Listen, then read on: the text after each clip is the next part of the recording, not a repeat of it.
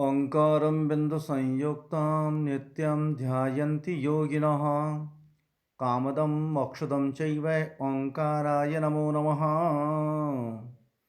मैं चंद्रशेखर शर्मा, व्याख्याता, राजकीय शास्त्रीय संस्कृत महाविद्यालय महापुरा, जयपुर से।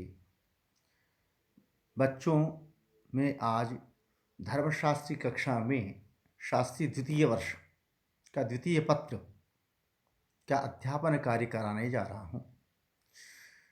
इसमें धर्म सिंधु का द्वितीय परिच्छेद जो कि आपके पाठ्यक्रम में चलता है, उसमें आपके नृसिंह दोलोत्सव का नृसिंह दोलोत्सव कब, किस तिथि को और कौन से समय मनाया जाता है। नृसिंह दोलोत्सव है, नृसिंह है क्या?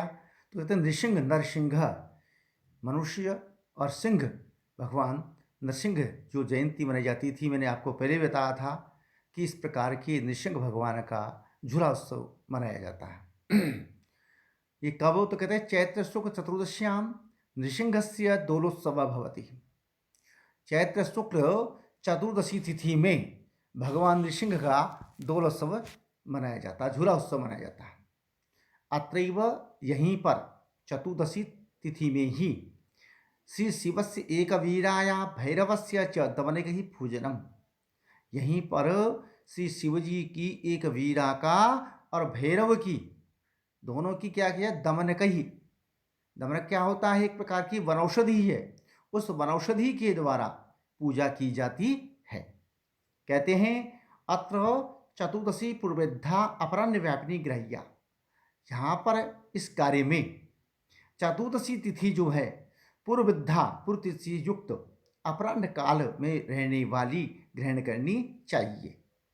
अपराह्न व्याप्त्याभावे, अपराह्न व्याप्ति अभावे यानी इस अपराह्न काल के अभाव में, तो कहते हैं अपरस्पर्शन्यपि, अपराह्न काल में स्पर्श करने वाली भी इस प्रकार से ग्रहण करनी, पूर्वातिथि ग्रहण करनी चाहिए। तदभावे पराग्रह्य, उसके अभाव में परातिथि ग्रहण करनी चाहिए, बाद वाली। तो अब मैं आपको ये तो बता दिया कि नृसिंह दोलोत्सव कब होता है। चैत्र त्रयोदशी में होता है। इसमें क्या होता है? शिव जी की वीरा मूर्ति का और भैरव की मूर्ति का विशेष प्रकार की औषधि के द्वारा पूजा की जाती है। और चतुर्दशी पूर्वधा अपराह्न काल की ग्रहण करनी चाहिए, और उसके अभाव में अपराह्न स्पर्शनी पूर्वा ग्रह्या, पूर्व ग्रहण करनी, उसके अभाव में भी परातिथि ग्रहण करनी चाहिए। अब कहते हैं आपको इतना बताने पर अब आप आते हैं वारुणी योग। ये वारुणी योग कब होता है? तो कहते हैं इसमें 3 प्रकार का योग होता है। यहाँ पर वारुणी योग, महावारुणी योग और महावारुणी योग कदा। तो कहते हैं चैत्र कृष्ण त्रयोदशी शतभिषा नक्षत्र युता वारुणी संज्ञक। चैत्र कृष्णा त्रयोदशी तिथि में शतभिषा नक्षत्र हो तो ये वारुणी संज्ञक योग बनता है, होता है। इस दिन कहते हैं स्नानादिना ग्रहणादि पर्वतुल्य फलदा। इस दिन स्नान दान आदि के द्वारा कोई व्यक्ति स्नान करता है, कोई व्यक्ति दान करता है, तो ग्रहणादि पर्व, ग्रहण आदि जो पर्व आते हैं हमारे, उसके समान उसके फल को प्राप्त करता है। जो हम दान ग्रहण आदि में करते हैं उसके समान इस प्रकार के योग में भी फल प्राप्त करता है। चैत्र कृष्ण त्रयोदशी शतभिषा नक्षत्र युता शनिवार युक्ता महावर्णी योग भवति। दूसरा इसमें कि चैत्र कृष्ण त्रयोदशी भी है, शतभिषा नक्षत्र भी है, और साथ में शनिवार से युक्त भी है। तीनों हो गए तो कहते हैं महावर्णी योग भवति, ये महावर्णी योग होता है। फिर तीसरा है चैत्र कृष्णा त्रयोदशी। चैत्र कृष्णा त्रयोदशी शतभिषा नक्षत्र युता, शतभिषा नक्षत्र से युक्त है, शनिवार युक्ता, शनिवार से युक्त है, शुभ योग युक्ता, शुभ योग से युक्त भी है। तो इसको बोलते हैं महावर्णी योग है। अब इस प्रकार से कहते हैं इस अत्र वर्णी योगे कृष्णादि पौर्णमास्यंतः, यहाँ कहा गया वर्णी योग में कृष्णादि पौर्णमास्यंतः, कृष्ण पक्ष की प्रतिपदा तिथि से पौर्णमास्यांत मास तेन अमांत मासी, उसी प्रकार से अमास्यांत मास जो होता है फाल्गुन कृष्ण त्रयोदशी ग्रह्या, उसमें ग्रहण करनी चाहिए। कहा भी गया इसके विषय में वारुण योग के समय में विषय में कि वारुणेन समायुक्ता मघौ कृष्णा त्रयोदशी गंगायां यदि लभ्येत सूर्य ग्रह शतै समः शनिवार समायुक्ता सा महावाणी स्मृता गंगायां यदि लभ्येत कोटि सूर्य ग्रहे समा शुभ योग समायुक्ता सरौ शतभिषा यदि महामहेति विख्याता त्रिकोटि कुलम उद्धरेत। कहते इस प्रकार से वारुणेन समायुक्ता, वारुणी योग के द्वारा ये जो है त्रयोदशी के अंदर इस प्रकार से शतविषा नक्षत्र का रायणा वारुणी योग, इस प्रकार के इस योग में गंगा का स्थान यदि प्राप्त हो जाता है, गंगा का तट यदि प्राप्त हो जाता है, वहाँ स्नान आदि किया जाता है, दान आदि दिए जाते हैं, तो कहते हैं सूर्य ग्रह सतई समा, तो सैकड़ों सूर्य ग्रहण के समान, अर्थात जिस प्रकार से व्यक्ति एक ग्रहण में दान करता है तो सैकड़ों सूर्य ग्रहण के समान, तो उस प्रकार से इस प्रकार के योग में दान करने से वो फल प्राप्त कर लेता है। शनिवार समायुक्ता, और सभी शनिवार युक्त हो तो कहते सा महावारुणी स्मृता, वो महावारुणी हो जाता है। वहाँ गंगा जब ऐसे स्थान पर गंगा यदि प्राप्त हो जाती है तो कोटि सूर्य ग्रही समान, कोरो सूर्य ग्रहण के समान फल प्राप्त कर लेता है। शुभ योग समायुक्ता, तीसरी बात आ गई अब, शुभ योग समायुक्ता, शुभ योग युक्त हो गया उसमें, पहले सतविषा, फिर शनिवार आ गया पहले, फिर सतविषा आ गया, तीसरी आ गई शुभ योग। इस प्रकार सरव सतविषा तीनों चीज आ गई है, शुभ योग आ गया, शनिवार दिन आ गया, सतविषा नक्षत्र आ गया, तो महामहित विख्याता, महामहित विख्याता अतः महावारुणी योग है। ऐसे त्रिकोटि कुल उद्धरेत, इस प्रकार से कुल का उद्धार होता है। अब मैं आपको इसी में कहा गया है कि महाभारत में कहा महावारुणी योग दिन में प्रशस्त बताया कि न कि रात्रि में, ये वारुणी संज्ञा युग जो होता है दिन में ही श्रेष्ठ कहा गया है, रात्रि में नहीं। किसमें कहा? महाभारत में कहा गया। इसलिए इस योग में रात्रि में कभी स्नान नहीं करना चाहिए। कहते हैं दिवैव योगः सस्तोयम न तु रात्रौ कदाचन है, महाभारत में कहा है ये दिवैव योगः, अर्थात दिवा एव योगः प्रशस्ता अयम, अयम योग जो है, ये योग जो है दिन में ही श्रेष्ठ माना गया, न तो रात्रौ, रात्रि में नहीं। अब कहते हैं वैशाख कृत्य, जो वृषभ संक्रांति चलती है अपने, वैशाख माह आता, उस वैशाख माह में जो कार्य किए जाते हैं उसमें कहते हैं वृषभ सूर्य संक्रमे, वृषभ राशि पर जो सूर्य संक्रमण करता है उसकी पूर्व की 16 घटिका पुण्यकाल है, 16 घड़िया पुण्यकाल होता। इस प्रकार से वैशाख मास में जो कृत्य होते, कार्य होते हैं, उन कार्यों में कौन कौन से कार्य प्रमुख हैं? तो कहते हैं विष्णु जलाधिवास प्रमुख है, विष्णु जलाधिवास विधि, यानी विष्णु का जलाशय में अधिवास करवावे। तो क्यों? क्योंकि वैशाख जो महीना आ जाता है उसमें उष्ण की बहुलता आ जाती है, गर्मी की अधिकता हो जाती है, इसलिए भगवान को ठंडे जल में बिठाए रखना चाहिए। इस प्रकार से तो कहते हैं वैशाखे ज्येष्ठे व मासे यत्र उष्म बाहुल्यम तत्र प्रातर नित्य पूजा कृत्वा गंधोदक पूर्ण पात्रे विष्णु संस्थाप्य पंचोपचारे ही संपूज्य।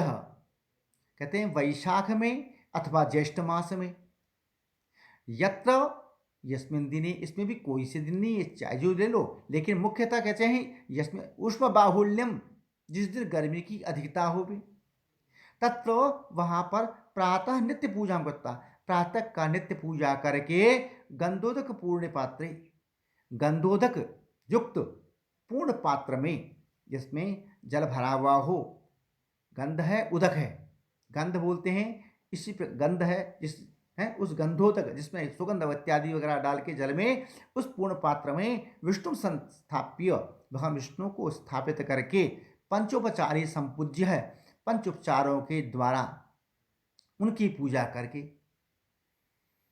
तत्रैव वहीं पर जले जल में सूर्यास्त पर्यंत तम अधिवास्य, सूर्यास्त पर्यंतम अधिवास्य, सूर्यास्त तक उनका उसमें अधिवास करे, करा करके रात्रौ स्वस्थाने, रात्रि में उनके स्थान पर, उसी स्थान पर है स्थापित करके वहाँ पर भी पंचोपचार ही संपूजित, अतः वहाँ भी पंचोपचार से पूजा करनी चाहिए।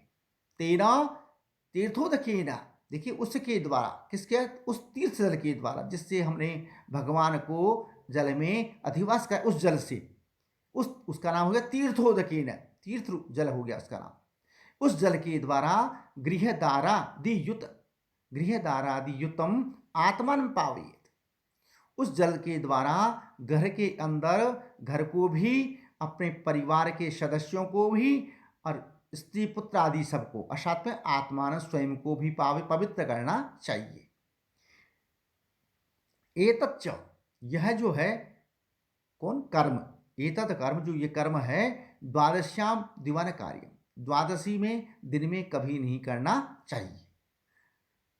रात्रौ किंचित कालम, रात्रि में क्या करना चाहिए, कुछ समय, जलस्थम पूजित्वा, जल में उसको रख करके पूजन करके स्वस्थाने स्थापित, अपने स्थान पर वापस स्थापित कर देना चाहिए। दिन में कभी भी द्वादशी के दिन इस प्रकार से जलाधिवास नहीं करना चाहिए। इस प्रकार से विष्णु जलाधिवास विधि का प्रयोग है वो बताया। अब मैं आपको अक्षय तृतीया, जो वैशाख मास में वैशाख शुक्ल तृतीया, वैशाख शुक्ल तृतीया अक्षय तृतीया संज्ञिका, वैशाख शुक्ल तृतीया अक्षय तृतीया, अक्षय नहीं जिसका क्षय हो, ऐसी तृतीया वो संज्ञिका है। अर्थात वैशाख शुक्ल तृतीया का आखातीज, हमारे यहाँ बोले आखातीज, उस प्रकार से अक्षय तृतीया संज्ञिका है। अश्याम, इसमें, तृतीयायाम यद किंचित जप होम पितृतर्पण दानादि क्रियते तत्सर्व अक्षयम, इस तिथि में यद किंचित, जो कुछ भी जप करते हैं, हवन करते हैं, पितरों को तर्पण करते हैं, किसी को दान देते हैं, या क्रियते, क्रिए जाए हैं, तत्सर्वम, वो सारा का सारा अक्षयम, कभी नष्ट नहीं होने वाला कार्य होता है। कहते हैं इस प्रकार से अक्षय तृतीया के दिन खूब दान दो, खूब पितृ आदि को तर्पण करो, जप करें, होम करें, हैं, यम रोहिणी बुध योगी महापुण्या, यही अक्षय तृतीया के दिन यदि रोहिणी नाम का नक्षत्र होवे और साथ बुधवार का योग हो जाए तो महापुण्य देने वाला होता है।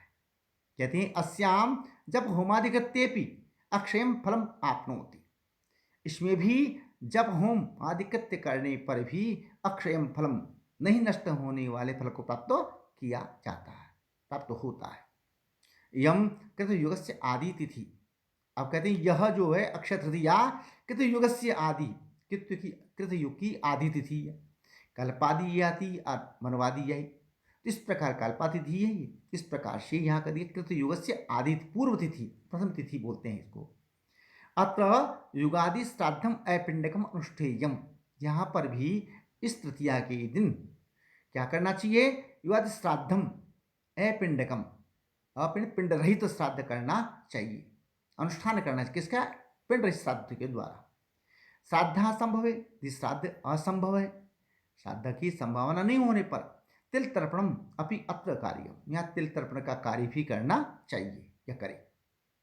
अत्र शुक्ल युगाधिकृत्यम पूर्वान्य कार्यम, यहाँ पर शुक्ल युगाधिकृत्यम, इस प्रकार से युगाधिकृत्य जो होते हैं पूर्वान्य कार्य में करने चाहिए, क्योंकि हमारे कहा गया इस प्रकार से तत्रासंभवे अपराह्न कार्यम, उसकी असंभव होने पर, यानी कहने का मतलब ये हो गया कि पूर्वान्ह काल में नहीं हो पाती है तो अपराह्न काल में कार्य करना चाहिए। दिनद्वये चेत त्रिमुहूर्ताधिक व्यक्ति सत्वे, दोनों दिन यदि त्रिमुहूर्ताधिक होवे, सत्व होने पर परातिथि ग्रह्या, बाद वाली तिथि ग्रहण करनी चाहिए। त्रिमुहूर्त न्यूनत्वे, त्रिमुहूर्त, तीन मुहूर्त से कम होने पर पूर्वातिथि ग्रह्या, पूर्व तिथि ग्रहण करनी चाहिए। कहा मनवादौ च युगादौ च ग्रहणे चंद्र सूर्ययो व्यतिपाते वैधृतौ च तत्काल व्यापनी क्रिया, कहते हैं मनवादी तिथि में और युगादि, इस प्रकार ग्रहणे चंद्र सूर्य योग, चाहे ग्रहण हो, चंद्र ग्रहण हो, चाहे सूर्य ग्रहण हो, व्यतिपाताम योग में वेदृति नाम का तत्काल उस समय रहने वाली तिथि को ग्रहण करना चाहिए। इस प्रकार से अक्षय तृतीया तिथि का फल जो किया जाए, यानी जितना भी इसमें कार्य किया जाए वो अच्छे कार्य, जप करना, हवन करना, जो भी करना है वो हमको आगे बढ़ाने वाला प्राप्त होता है। इसी प्रकार से इसी तिथि के दिन परशुराम जयंती भी मनाई जाती है। कहते हैं वैशाख शुक्ल तृतीया परशुराम जयंती, वैशाख शुक्ल तृतीया परशुराम जयंती, वैशाख शुक्ल तृतीया को परशुराम जयंती भी मनाई जाती है, होती है। एवं रात्रि प्रथम याम व्यापिनी ग्रहिया, यह जो है अक्षय तृतीया वैशाख शुक्ल तृतीया रात्रि प्रथम याम व्यापिनी, रात्रि के प्रथम प्रहर, याम बोलते हैं किसको, प्रहर को, रात्रि के प्रथम प्रहर में रहने वाली तिथि को ग्रहण करना चाहिए।